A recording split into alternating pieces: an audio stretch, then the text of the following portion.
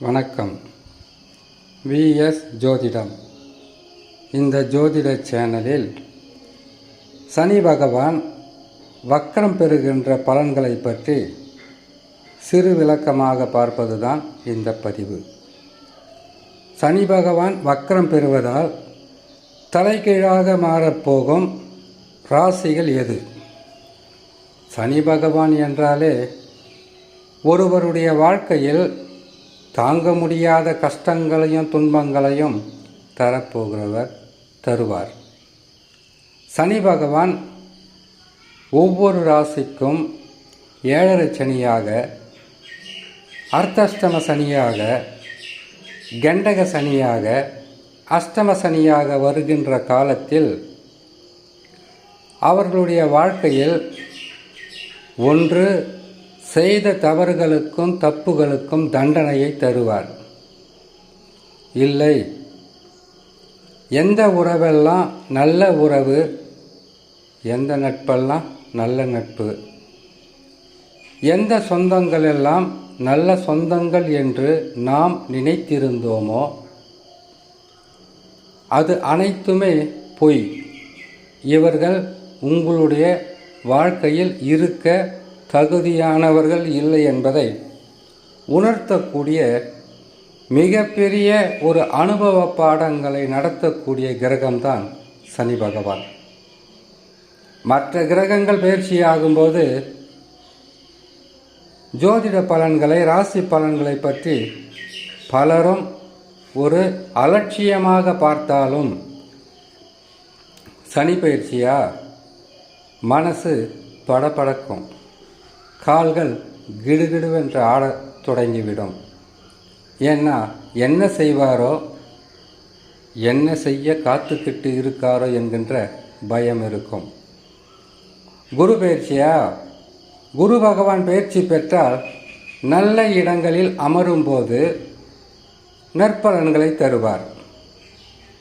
குரு பகவானுக்கு கூட நல்ல இடம் என்றால் 12 ராசிகளில் 5 ராசிகளில் மட்டும்தான் நன்மையை செய்வார். இது குரு பகவானுக்கு பகை வீடுகள் என்று சொல்லக்கூடிய சுக்கிரனின் வீடாக இருந்தாலும் சரி, குரு பகவான் நீசம் பெறுகின்ற மகர ராசியாக இருந்தாலும் சரி, அவர் உங்களுடைய சொந்த ஜாதகத்தில் ஒரு நிலையில் பலன்களை தருவார். கோட்சாரம் என்று சொல்லக்கூடிய குரு பயிற்சி காலங்களில் ஸ்தான பலம்தான் மிக வலிமையாக செயல்படும். அது என்ன ஸ்தான பலம் என்ற கேள்வி வரும். பயிற்சி பெற்று ராசிக்கு, ஒரு ராசிக்கு 2, 5, 7, 9, 11ஆம் இடங்களில் அமரும்போது பொருளாதாரத்தில் வளர்ச்சியும், சுப நிகழ்ச்சிகளை செய்து கொடுப்பதும், பல வகையான நற்பலன்களை தருவதும் குரு பகவான். சனி பகவான் முற்றிலும் மாறுபட்டவர். சோதனைகளை அதிகமாக தருவார்.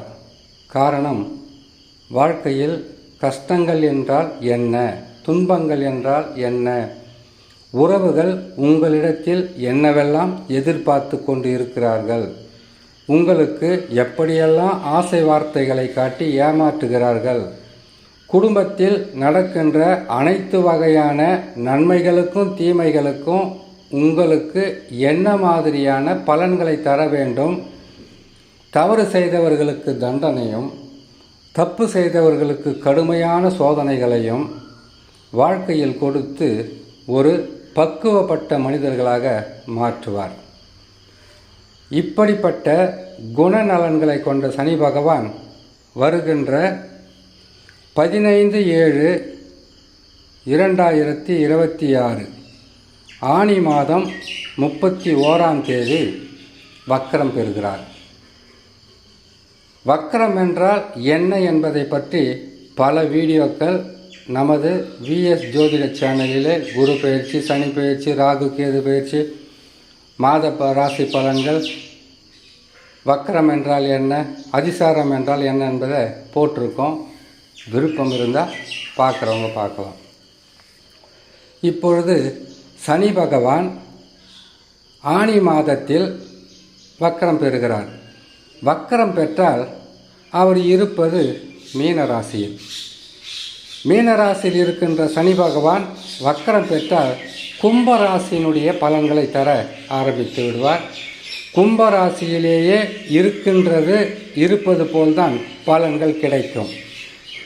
சனி பகவான் இருக்கின்ற ராசிகளில் எந்தெந்த ராசிக்கு பாதகத்தை செய்து கொண்டு இருக்கிறாரோ அந்த ராசிகளுக்கு வக்கரம் பெற்றால் பாதகங்கள் மறைந்து சாதக பலன்களாக கொடுக்க ஆரம்பித்து விடுவார். ஏற்கனவே சாதக பலன்கள் நடந்து கொண்டு இருக்கக்கூடிய ராசிகளுக்கு பாதக பலன்களை அதிகம் தர ஆரம்பித்து விடுவார். இந்த வக்கரம் எப்போ நடக்கும், எந்த நிலையில் நடக்கும்னு கேட்டிங்கன்னாக்கா, ஆண்டுதோறும் ஒவ்வொரு வருஷமும் குரு, சனி, செவ்வாய், புதன், சுக்கிரன் இந்த 5 கிரகங்களுக்கு மட்டும்தான் வக்கரகதி உண்டு. இந்த வக்கரத்துக்கு காரணமே சூரிய பகவான் தான். அதனால் சூரிய பகவான் வக்கரமடைய மாட்டார். சந்திரனுக்கும் இதே நிலைத்தான். எப்பொழுதுமே வக்கரகதியிலே இருக்கக்கூடிய ராகு கேதுக்களுக்கு வக்கரகதி கிடையாது. அவங்க எப்பவுமே வக்கரகதியில் தான் இருப்பாங்க. அதனால் இப்பொழுது 31 ஆனி மாதத்தில் சனி பகவான் வக்கரம் பெறுவதால் எந்தெந்த ராசிகளுக்கு நன்மைகள் நடக்கப் போகிறது, எந்தெந்த ராசிகளுக்கு தீமைகள் கிடைக்கப் போகிறது என்பதை பார்க்கலாம். மேசராசி.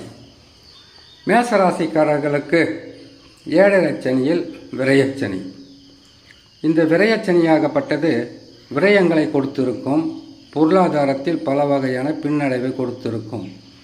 அதிலிருந்து மாற்றம் பெற்று தனலாபங்கள் கட்டாயமாக கிடைக்கும். காரணம், வக்கரம் பெற்றால் 11ஆம் இடத்தினுடைய பலன்களை தருவார். அதனால் நன்மைகள் என்பது மேசராசிக்காரர்கள் பெறுவதற்குண்டான வாய்ப்புகள் இருக்கும். வக்கரகதியில் அமர்ந்த சனி பகவான் 5 மாதங்கள் வரையில் வக்கரகதியில் தான் இருப்பார். நன்மைகள் நடக்கும். அடுத்தது ரிஷபராசி. ரிஷபராசிக்காரர்களுக்கு இப்பொழுது இனம் புரியாத குழப்பங்களும் கஷ்டங்களும் இருந்தால் சனி பகவான் வக்கரம் பெற்றால் அதிகப்படியான நற்பலன்களை பெறலாம். ஏன்னா சனி பகவான் உங்களுக்கு யோகக்காரகன். யோகக்காரகன் எந்த நிலையில் அமர்ந்தாலும் நற்பலன்கள் கிடைக்கும். இதனுடைய தனிப்பதிவை போகிற கேட்டு பயன்பெறுங்க. அடுத்தது மிதுன ராசி. மிதுன ராசிக்காரர்களுக்கு சொல்ல வேண்டிய அவசியமே கிடையாது. சனி பகவான் வக்கரகதியில் இருக்கும் போதெல்லாம் அதிர்ஷ்டங்களும் யோகங்களும் நன்மைகளும் உங்களுக்கு கிடைத்து கொண்டே இருக்கும். எப்போவெல்லாம் வக்கரம் பெறாரோ அப்போவெல்லாம்.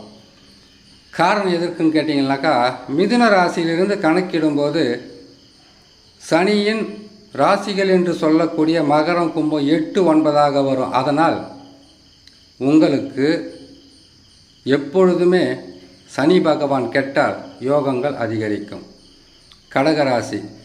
சற்று பாதக பலன்களை தரக்கூடிய ஸ்தானத்தில் தான் சனி பகவான் அமருகிறார். நீங்கள் சந்திக்காத கஷ்டமோ நஷ்டமோ கிடையாது. அஷ்டம சனியில் அத்தனையும் சந்திச்சிட்டீங்க. எல்லாமே உங்களுக்கு நல்லது நடக்கக்கூடிய காலம் அருகிலே இருக்குன்னு ஏற்கனவே சொல்லிக்கிட்டு தான் இருக்கும்.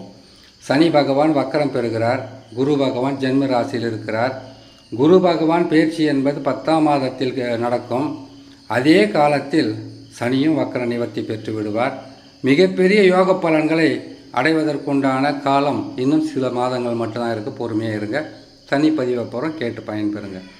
சிம்மராசி. சிம்மராசிக்காரர்களுக்கு சனி பகவான் வக்கரம் பெற்றாலும் நற்பலன்கள் கிடைக்காது. உறவு, நட்பு, செய்யும் தொழில், எடுக்கின்ற முயற்சி, பொருளாதாரத்தில் இருக்கின்ற பின்னடைவு, கொடுக்கல் வாங்கல் எதுவாக இருந்தாலும் மிக மிக கவனமாக செயல்பட வேண்டும் சிம்மராசி. இதன் தனிப்பதிவை போகிறோம், கேட்டு பயன்பெறுங்க. கன்னிராசி.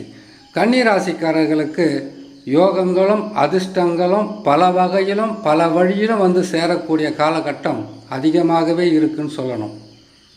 நன்மைகள் என்பது நீங்கள் எதிர்பார்த்ததை விட பல மடங்கு நடந்து கொண்டே இருக்கும். இதன் தனிப்பதிவை போகிறோம், கேட்டு பயன்பெறுங்க. அடுத்தது துலாம் ராசி. துலாம் ராசிக்காரர்களுக்கு சனி பகவான் வக்கரம் பெற்று அமரும்போது பொருளாதாரத்திலும் சரி குடும்பத்திலும் சரி சில பிரச்சனைகள் வரும். பெருசாக பாதகம்னு சொல்ல முடியாது, சில பிரச்சனைகள் வரும். அந்த பிரச்சனையை கூட நீங்கள் தான் உருவாக்கியிருப்பீங்க. காரணம் கேட்டிங்கன்னா 11 கேது இருக்கிறார் இல்லையா, நீங்கள் பிரச்சனையை உருவாக்கியிருப்பீங்க. இந்த காலகட்டத்தில் சற்று பாதகமாக இருக்கும். பெருசாக பாதகம் சொல்லக்கூடிய நிலையில் இல்லை. பொறுமையாக இருங்க, நல்லது நடக்கும். விருச்சக ராசி. விருச்சகத்துக்கு இடமாற்றம், தொழில் மாற்றம் எதுவாக இருந்தாலும் மாற்றங்களால் பல வகையான முன்னேற்றங்களை கட்டாயமாக பெறலாம். எந்த கிரகங்கள் எப்படி இருந்தாலும் உங்களுக்கு சாதகமான சூழ்நிலையில் தான் இருக்குது. தைரியமாக இருங்க. அடுத்தது தனுசு ராசி. தனுசு ராசிக்காரர்களுக்கு சனி பகவான் வக்கரம் பெறுவது ஓரளவுக்கு நல்லது தான். காரணம், குரு பாதகமாக இருக்கும்போது சனி பகவான் வக்கரம் பெற்று சாதக நிலையில் அமருகிறார். உங்களுக்கு இருந்து வந்த தடை, தாமதம், உடல் நலத்தில் இருந்த பாதிப்பு, குடும்பத்தில் இருந்த பிரச்சனை அனைத்துமே விலகக்கூடிய காலகட்டம் அருகில் இருக்குது. தசா நல்லா இருக்கான்னு பார்த்துக்குங்க. மகர ராசி. மகர ராசிக்காரர்களுக்கு எல்லா வகையிலும் நன்மைகளே செய்வார். சனி பகவான் வக்கரம் பெற்று அமர்ந்தாலும் மற்ற கிரகங்கள் சாதகமாக இருப்பதினால் பெருசாக பாதகம் இருக்காது. சில பரிகாரங்கள் சொல்கிறோம், அதை மட்டும் கேட்டு செய்துக்கிட்டு வந்தீங்கன்னா போதும், நன்மைகள் நடக்க ஆரம்பித்து விடும். கும்பராசி. கும்பராசிக்காரர்களுக்கு சோதனைகளும் கஷ்டங்களும் தீர்வதற்கு உண்டான பரிகாரங்களை உங்களுக்கு தனிப்பதிவாக போடும்போது சொல்கிறேன். ஏன்னு கேட்டிங்கன்னா, குருவும் சரியில்லை, சனி பகவானும் வக்கரம் பெற்று ஜென்ம ராசியில் அமருகிறார். ராகு கேதுக்கள் இன்னொரு 5 மாதங்கள் இருக்கிறது பயிற்சி ஆகிறதுக்கு. அது வரைக்கும் தாக்கு பிடிக்கிறேன்னு கேட்டிங்கன்னாக்கா, அதுக்கு உண்டான பரிகாரத்தை எந்தெந்த கிரகங்களுக்கு எப்படி செய்யணும், எந்த நாளில் செய்யணுன்றதை பொறுமையாக சொல்கிறேன், கேட்டு பயன்பெறுங்க. அடுத்தது மீனராசி. மீனராசிக்காரர்களுக்கு சனி பகவான் வக்கரம் பெறுவது பல வகையிலும் நன்மைகளை செய்யும். காரணம், ஜென்ம ராசியிலிருந்து விலகி 12ஆம் இடத்தில் விரயஸ்தானத்தில் அமருகிறார். விரயம் என்பது நல்ல நிலையிலே இருக்கும். உங்களுக்கு வளர்ச்சி பாதைக்கு கொண்டு சென்று அந்த வளர்ச்சி பாதையிலிருந்து வரக்கூடிய பொருளாதாரத்தை வைத்து தான் விரயங்களை கொடுப்பார். கடந்த ஆண்டுகளில் இருந்து வந்த ஒரு பள்ளத்தை மூட இன்னொரு பள்ளத்தை வெட்டக்கூடிய ஒரு சூழ்நிலை இருக்காது. வருமானம் பெருகும், நன்மைகள் நடக்கும். ஆனால் விரயங்கள் என்பது தவிர்க்க முடியாத சூழ்நிலையாக இருக்கும். இதை பரிகாரம் எந்த நாளில் செய்யணும், எந்த கடவுளை நீங்கள் வணங்கணும், எந்த கோயிலுக்கு போகணுன்றதை பற்றியெல்லாம் தனிப்பதிவாக போகிறோம், கேட்டு பயன்பெறுங்கள் என்று சொல்லி இன்னொரு நல்ல பதிவில் உங்களை நான் சந்திக்கிறேன். நன்றி, வணக்கம்.